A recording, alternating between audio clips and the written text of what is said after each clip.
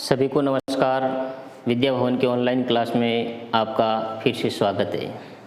विद्यार्थियों, हम हिंदी व्याकरण का अध्ययन कर रहे हैं। हिंदी व्याकरण में हम स्वरों के भेदों का अध्ययन कर रहे हैं। स्वरों के भेदों में हमने 2 भेदों का अध्ययन कर लिया है। आज हम तीसरे प्रकार का अध्ययन करने जा रहे हैं। आपको अच्छी तरह से ध्यान रखना है। और आज जो हमारा तीसरा प्रकार है वो ये है, उच्चारण स्थान के आधार पर उच्चारण स्थान के आधार पर देखिए, हमारी जो मुख्य बात है वो है उच्चारण स्थान के आधार पर जो स्वरों के भेद कितने होते हैं वो हम समझेंगे। हमने पूर्व की कक्षा में अनुनासिकता के आधार पर अर्थात अनुनासिकता या उच्चारण के आधार पर स्वरों के भेदों को समझा है, उसको जाना भी है। और आज जो तीसरा भेद हम जो लेने जा रहे हैं वो है उच्चारण स्थान के आधार पर। देखिए, ध्वनियों का उच्चारण मुख से होता है। जो मैं बात कहने जा रहा हूँ उस बात का आपको अच्छी तरह से ध्यान रखना है कि ध्वनियों का उच्चारण मुख से होता है। अब मुख में भी उच्चारण स्थान, मुख के भीतर भी जो उच्चारण स्थान है वो अलग अलग होता है। तो उनके आधार पर जो स्वरों के भेद कितने होते हैं वो हम जानेंगे। उच्चारण स्थान के आधार पर सबसे पहले हम जो लेने जा रहे हैं वो है, देखिए, कंठीय वर्ण। कंठीय वर्ण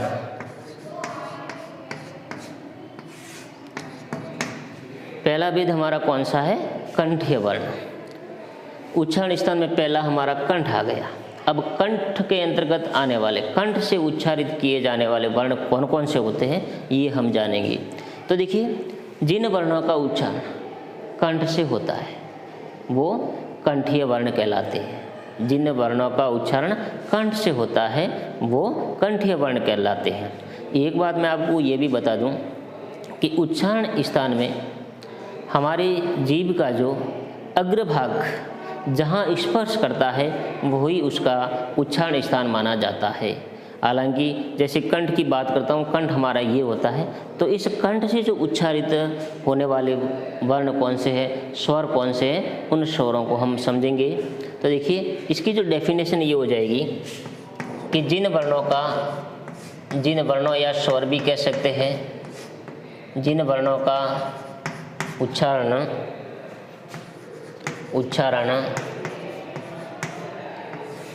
कंठ से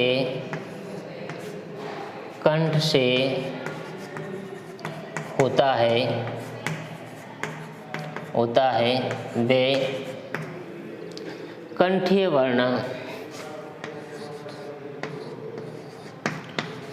वर्ण कहलाते हैं।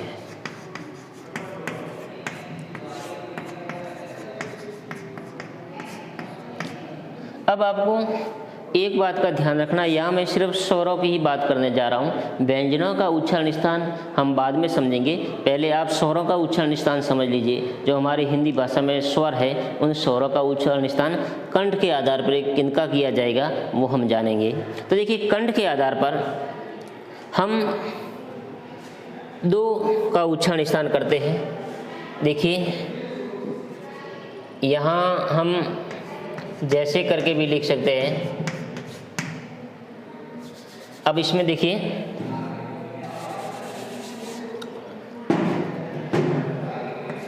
उन वर्णों में हम लेंगे, उन वर्णों में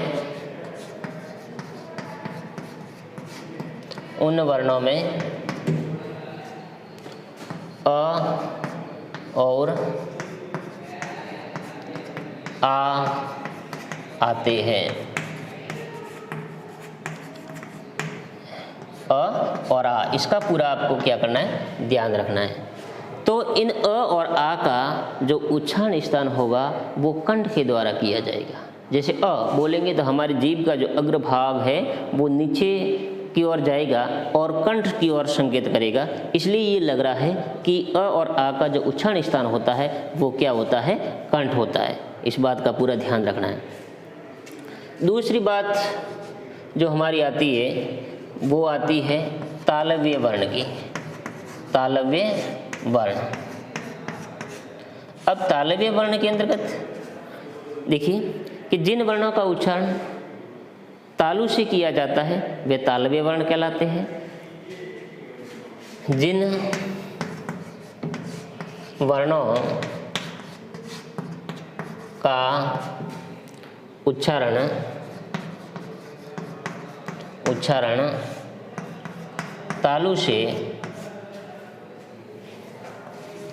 तालु से किया जाता है वे तालव्य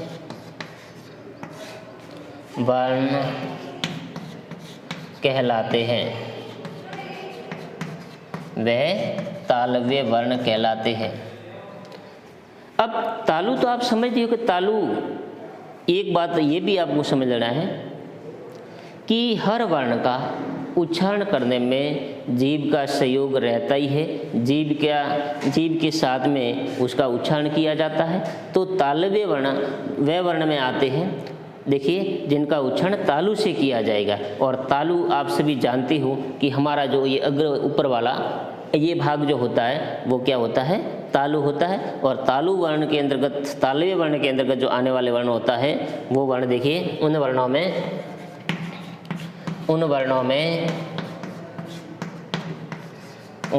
में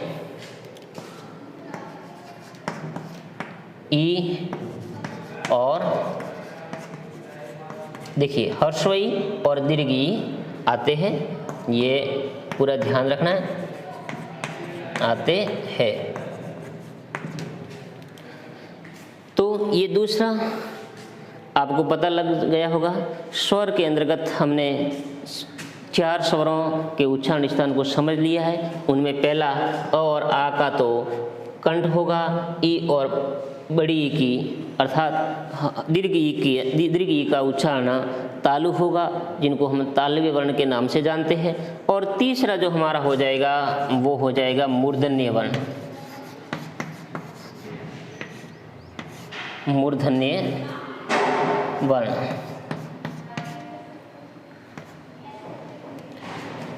देखिए इसकी डेफिनेशन ये होगी कि जिन वर्णों का उच्चारण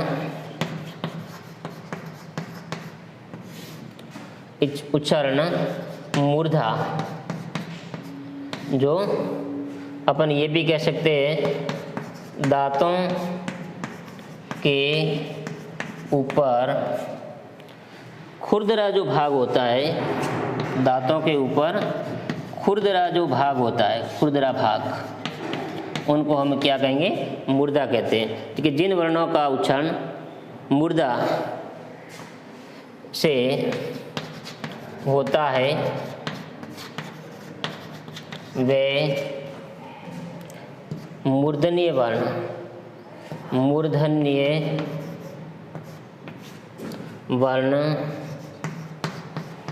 कहलाते हैं।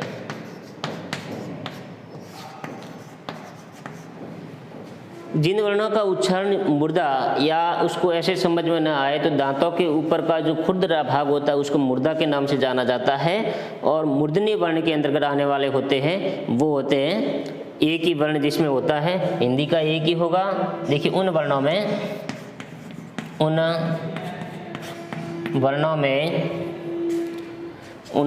में री आता है, री आता है। देखिए अब यहाँ मूर्धन्य वर्णों में सिर्फ री आएगा, क्योंकि हिंदी में जो स्वरों की संख्या होती है वो कितनी होती है, 11 होती है, और 11 स्वरों में री भी एक हिंदी का स्वर माना गया है। यदि दीर्घ री होती तो उसमें वो संस्कृत में जुड़ जाती और उनकी संख्या कितनी हो जाती, 13 हो जाती। तो ये हो गया मूर्धन्य वर्ण। अब आगे वाले चौथा जो हमारा भाग है वो है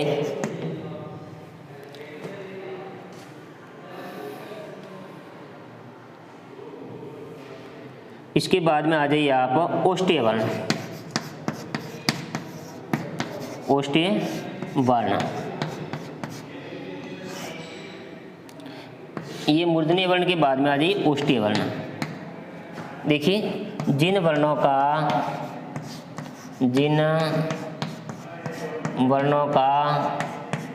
उच्चारण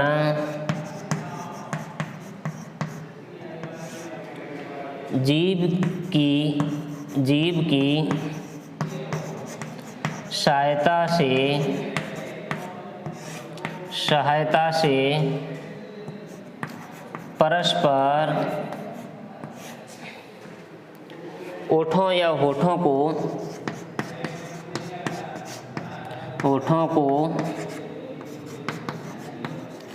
स्पर्श करने से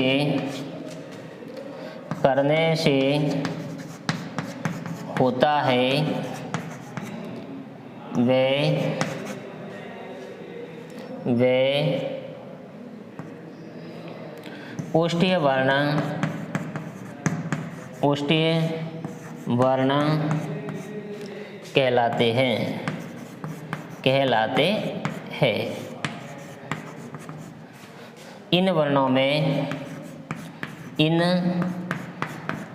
वर्ण कहलाते हैं। इन वर्णों में ह्रस्व उ और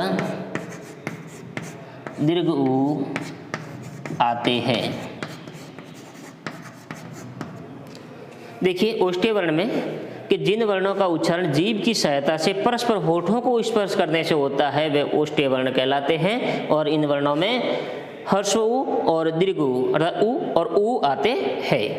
तो ये हमारे ओष्ठ्य वर्ण हो गए। अब स्वरों में देखिए कितने स्वर आ गए उच्चारण में कि एक तो 1 2 3 4, फिर इसके बाद में ये 5 6 और 7।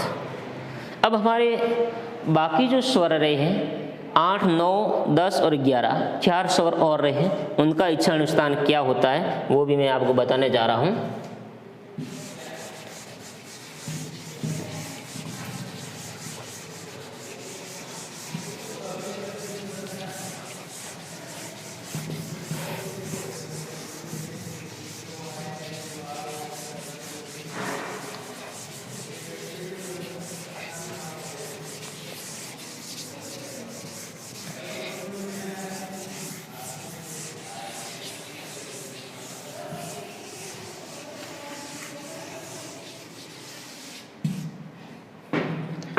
अब पांचवें बिंदु पे आ जाइए।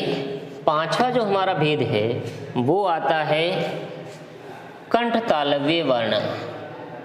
कंठ तालव्य वर्ण ये हमारा पांचवा भेद हो गया, कंठ तालव्य वर्ण। अब कंठ तालव्य में इन वर्णों में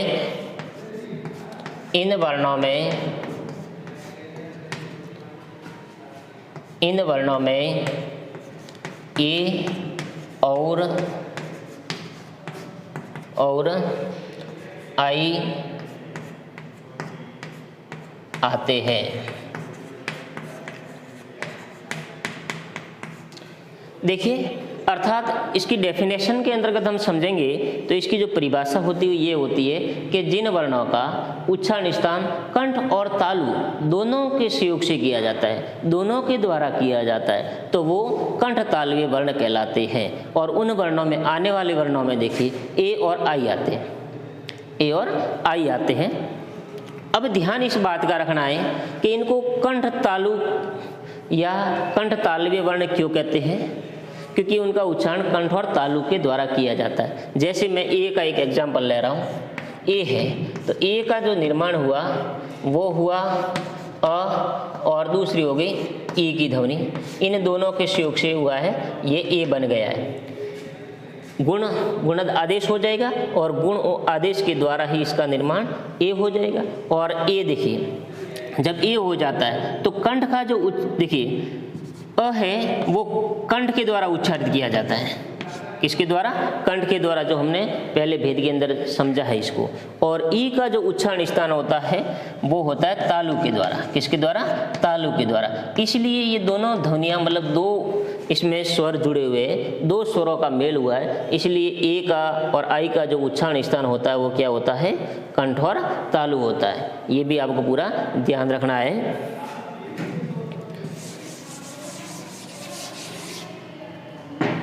अब आ जाइए छठा जो हमारा भेद है वो है कंठोष्ठीय वर्ण। कंठोष्ठीय वर्ण ये हमारा छठा भेद है। देखिए जिन वर्णों का उच्चारण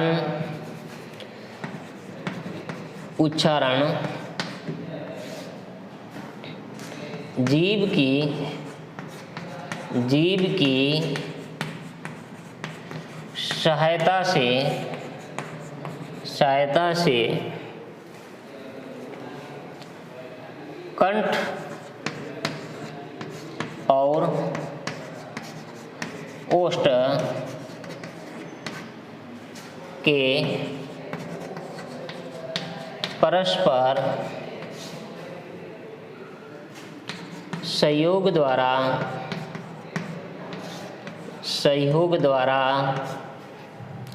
किया जाता है वे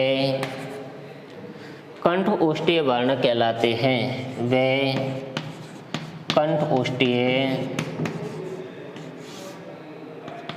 कंठोष्ठीय वर्ण कहलाते हैं।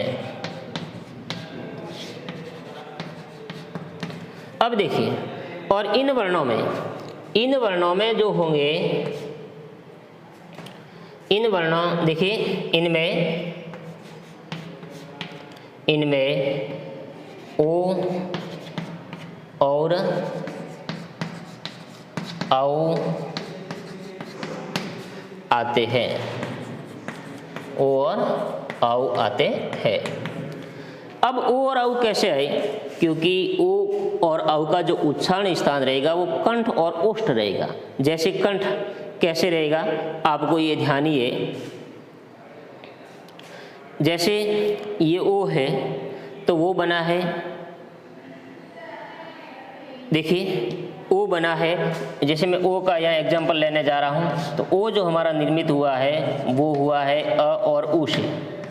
अ और उ के योग से ये क्या बना है? ओ बना है। तो अ का उच्चारण स्थान कंठ होता है और उ का ओष्ठ होता है, इसलिए उनको कंठोष्ठीय वर्ण के नाम से जाना जाता है। इसलिए हम इनको क्या कहेंगे?